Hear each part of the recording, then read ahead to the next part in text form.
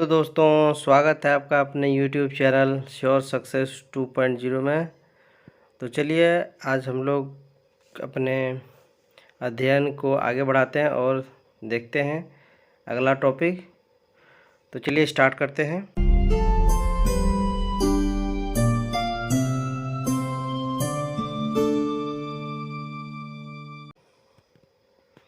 आज हम लोग देखने वाले हैं भारतीय संविधान की प्रस्तावना और इससे जुड़े हुए महत्वपूर्ण प्रश्न। बहुत ही कम समय में आपको बहुत ही कुछ जानने को मिलेगा। तो अगर आप मेरे चैनल पर नए हैं तो चैनल को सब्सक्राइब कीजिए और मेरा सपोर्ट कीजिए ताकि मैं आप लोगों के लिए इस प्रकार के वीडियो लाता रहूं। तो चलिए स्टार्ट करते हैं। देखते हैं पहले भारत संविधान की प्रस्तावना के किस प्रकार से है। भारत की प्रस्तावना। हम भारत के लोग भारत को एक संपूर्ण प्रभुत्व संपन्न समाजवादी पंथ निरपेक्ष लोकतंत्रात्मक गणराज्य बनाने के लिए तथा इसके समस्त नागरिकों को सामाजिक आर्थिक और राजनीतिक न्याय विचार अभिव्यक्ति विश्वास धर्म और उपासना की स्वतंत्रता प्रतिष्ठा एवं अवसर की समानता प्राप्त करने के लिए तथा उन सब में व्यक्ति की गरिमा और राष्ट्र की एकता तथा अखंडता सुनिश्चित करने वाली बंधुता बढ़ाने के लिए दृढ़ संकल्प होकर अपने इस संविधान सभा में आज दिनांक 26 नवंबर 1949 ईस्वी को एतद्द्वारा इस संविधान को अंगीकृत अधिनियमित एवं आत्मसमर्पित करते हैं। अब देखते हैं हम लोग भारतीय संविधान की प्रस्तावना के प्रमुख बिंदु क्या क्या हैं शॉर्ट बुलेट नोट्स के रूप में। तो चलिए देखते हैं। भारतीय संविधान की प्रस्तावना नेहरू द्वारा प्रस्तुत किया गया था। पंडित जवाहरलाल नेहरू द्वारा भारत की प्रस्तावना जो है पेश की गई थी। 42वें संविधान संशोधन अधिनियम 1976 के द्वारा इसमें समाजवादी पंथ निरपेक्ष और राष्ट्र की अखंडता जैसे शब्द जोड़े गए।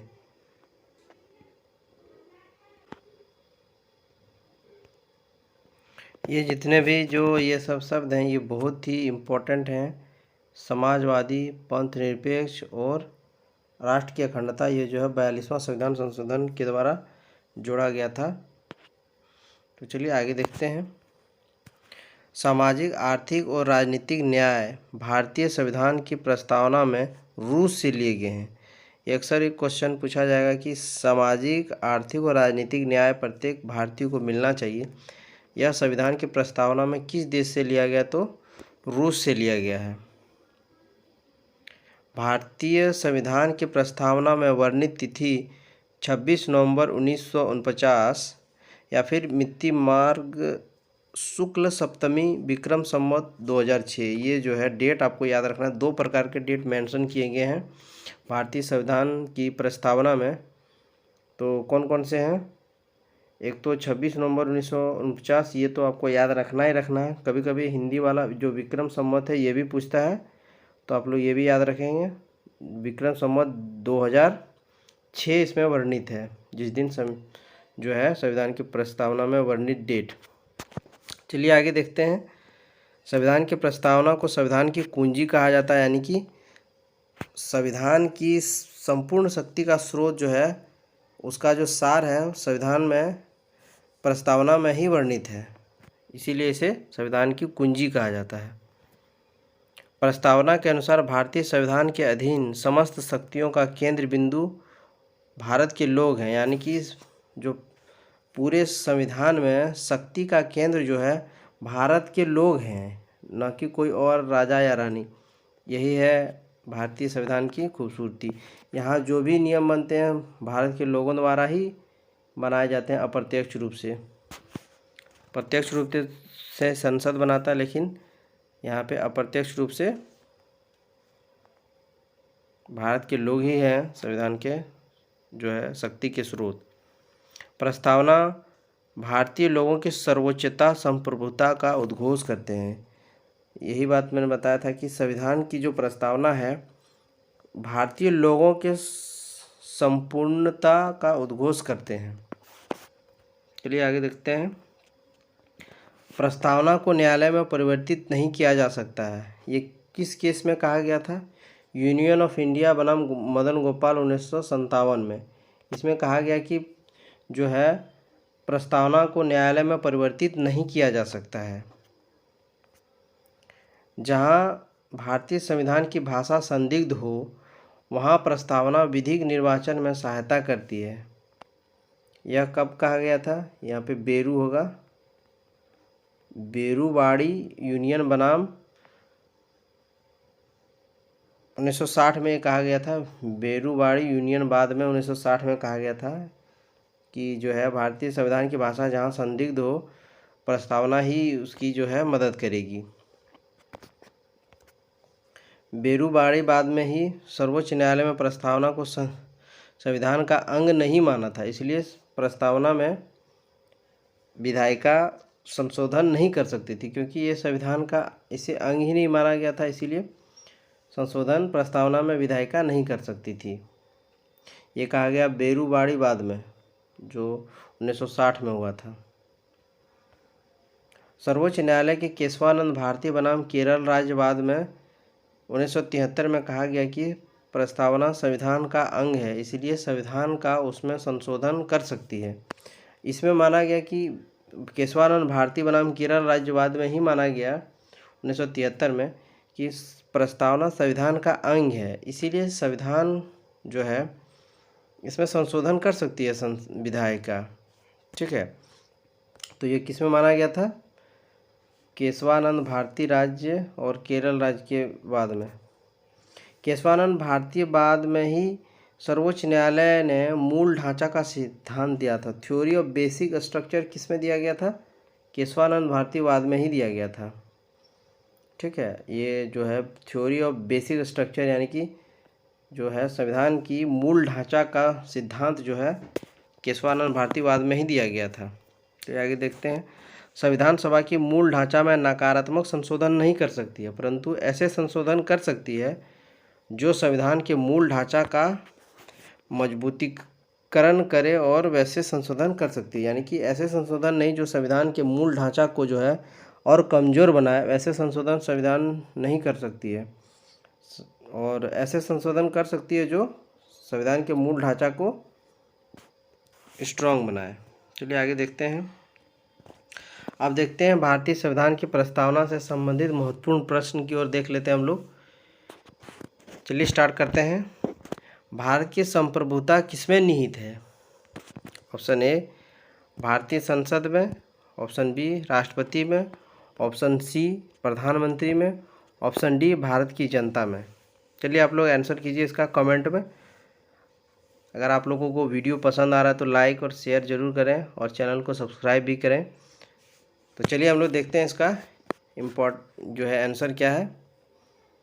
भारत की जनता यानी कि जो समस्त भारत की प्रभुता जो है भारत की जनता में ही सीमित है। ये सभी क्वेश्चन जो है कहीं ना कहीं एग्जाम में पूछे गए हैं, जिसको मैं लेकर आप लोगों के सामने में आया हूँ।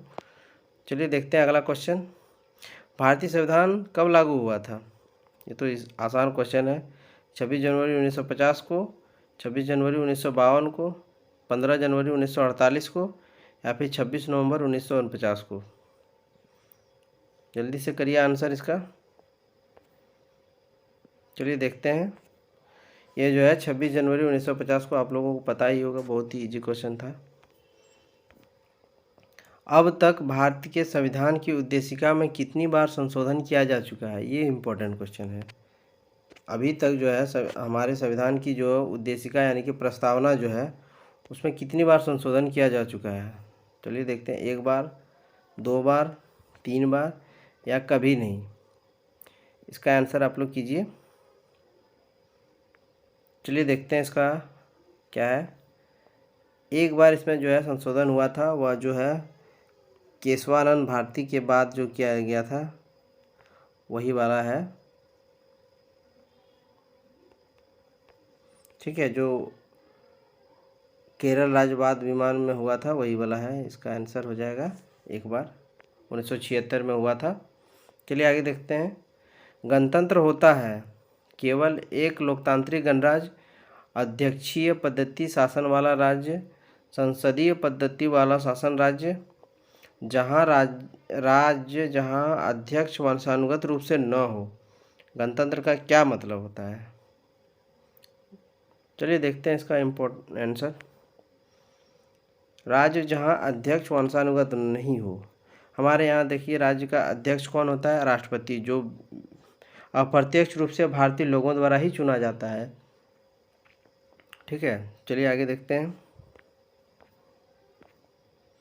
भारत का संविधान पूर्ण रूप से तैयार कब हुआ था? 26 जनवरी 1950 को, 26 नवंबर 1949 को, 11 फरवरी 1948 को, इनमें से कोई नहीं। ये भी आसान क्वेश्चन है, लोग बता सकते हैं, लेकिन एग्ज़ाम में पूछा गया है तो आप लोगों के सामने पेश करना ज़रूरी है। चलिए देखते हैं। 26 नवंबर 1949 को सही आंसर है। सामाजिक समानता का अर्थ क्या होता है? दमन का अभाव, अवसरों का अभाव, भेदभाव का अभाव, विषमता का अभाव। ये क्वेश्चन बहुत ही इम्पोर्टेंट क्वेश्चन है। ये जो है एसएससी CHSL में पूछा गया क्वेश्चन है। आप लोग आंसर करिए इसका। चलिए देखते हैं इसका आंसर क्या है। भेदभाव का अभाव। सामाजिक समानता का अर्थ क्या होता है? यानी कि उसमें भेदभाव नहीं होना चाहिए, आपसी भेदभाव का लोप हो, उसी को कहते हैं सामाजिक समानता। चलिए आगे देखते हैं। निम्नलिखित में से कौन सा शब्द भारत के संविधान की उद्देशिका में नहीं है? बहुत ही इम्पोर्टेंट क्वेश्चन है। समाजवादी, पंथ निरपेक्ष, प्रभु संपन्न और लोक कल्याण। ये जो मैंने शुरू में प्रस्तावना आप लोगों के सामने में रखा था, इससे बहुत सारे क्वेश्चन बनते हैं कि कौन सा जो है शब्द संविधान की उद्देशिका में वर्णित नहीं है। तो इसके लिए आप लोगों को संविधान का जो है पूरी प्रस्तावना याद होना चाहिए। तो चलिए देखते हैं इसका क्या है आंसर। लोक कल्याण, ये कहीं भी वर्णित नहीं है, तो ये इसका सही आंसर हो जाएगा। आगे देखते हैं। भारतीय संविधान के किस भाग में स्पष्ट रूप से घोषणा की गई है कि भारत एक धर्मनिरपेक्ष राज्य है? चलिए देखते हैं ऑप्शन। मौलिक अधिकार, प्रस्तावना, राज्य के नीति निर्देशक सिद्धांत, संविधान की 9वीं अनुसूची। जल्दी से बताइए आप लोग इसका आंसर। सही आंसर हो जाएगा प्रस्तावना।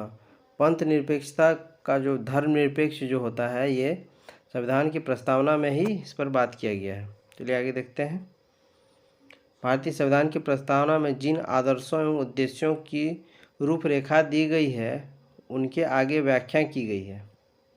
मूल अधिकारों के अध्याय में, राज्य के नीति निर्देशक सिद्धांत के अध्ययन में, मूल अधिकार, राज्य के नीति निर्देशक सिद्धांत एवं मूल कर्तव्यों में, संविधान के पाठ में कहीं नहीं किया गया है। ये तो ऑप्शन वैसे ही गलत है। चलिए आगे देखते हैं इसका आंसर क्या है। C नंबर है इसका आंसर सही। मूल अधिकार, राज्य के नीति निर्देशक सिद्धांत और मूल कर्तव्य में जो है भारतीय संविधान की रूपरेखा का वर्णन किया गया है। चलिए आगे देखते हैं। भारतीय संविधान के किस संशोधन द्वारा प्रस्तावना में 2 शब्द समाजवादी और पंथ निरपेक्ष जोड़े गए? देखते हैं इसका। 28वें, 40वें, 42वें, 52वें। चलिए ये जो है अंतिम क्वेश्चन आप लोग कमेंट में इसका आंसर कीजिएगा। बहुत ही इजी क्वेश्चन है। तो वीडियो आप लोगों को कैसा लगा? अगर इसमें कुछ कमी है तो आप हमें कमेंट करके बताइए। मैं उन कमियों को दूर करने का प्रयास करूँगा और हर रोज़ आप लोगों के सामने कुछ नया पेश करने की कोशिश करूँगा। तो इसके लिए आप जो है मेरे चैनल को सब्सक्राइब कीजिए। चलिए मिलते हैं अगले वीडियो में, तब तक आप मेरे वीडियो को एंजॉय कीजिए।